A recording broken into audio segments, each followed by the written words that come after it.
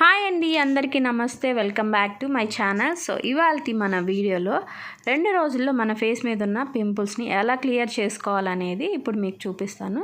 ఇది పూర్తిగా home remedy అండి. ఇంట్లో ఉన్న వాటితోటే మన ఫేస్ మీద ఉన్న పింపుల్స్ని ఎలా క్లియర్ చేసుకోవాలనేది ఇప్పుడు మనం చూద్దాం. సో మీరు ఎవరైనా ఫస్ట్ టైం మన ఛానల్ చూస్తున్నట్టయితే సబ్స్క్రైబ్ చేసుకోవడం మాత్రం మర్చిపోకండి. సో వీడియోలోకి వెళ్ళిపోదాం. Let's get started.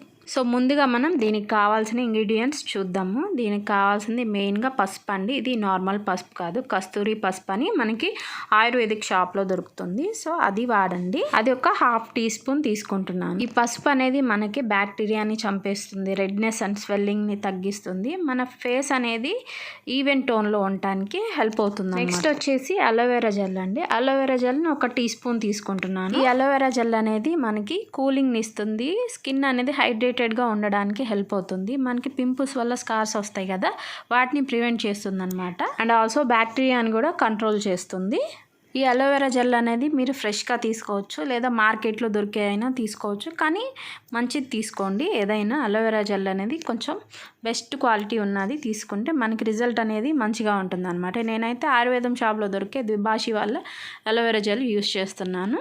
So next వచ్చేసి నేను ఇక్కడ నీమ్ పౌడర్ తీసుకున్నానండి. కొంచెం తీసుకోవాలి, లిటిల్ బిట్, 1/2 టీ స్పూన్ అలాగా, ఎందుకంటే ఇది కొంచెం డ్రైనెస్ని ఇస్తుంది అనమాట. ఈ నీమ్ పౌడర్ అనేది మన పోర్స్లో ఉన్న డర్ట్ని రిమూవ్ చేస్తుంది, అలాగే పవర్ఫుల్ యాంటీ బ్యాక్టీరియల్గా, యాంటీ ఫంగల్గా కూడా పనిచేస్తుంది అనమాట. పింపుల్స్ ఉన్న వాళ్ళకి ఈ నీమ్ పౌడర్ అనేది చాలా బాగా హెల్ప్ఫుల్ అవుతుంది. రెగ్యులర్ యూసేజ్తో బ్రేక్అవుట్స్ అనేది కంట్రోల్ అవుతాయి అన్నమాట.